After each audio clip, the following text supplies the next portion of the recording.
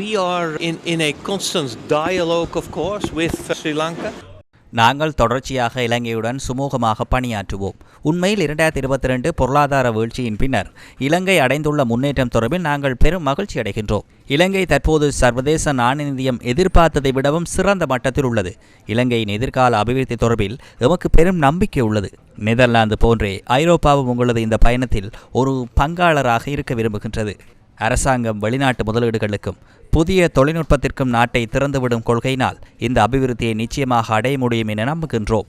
அதேபோன்று எனது தனிப்பட்ட கருத்தாக நாட்டின் அபிவிருத்தியின் பிரதான சக்தியாக அமைவது சிறு மற்றும் நடுத்தர அளவிலான வர்த்தகர்களுக்கு சுதந்திரமாக செயற்பட இடமளிப்பதே ஆகும்.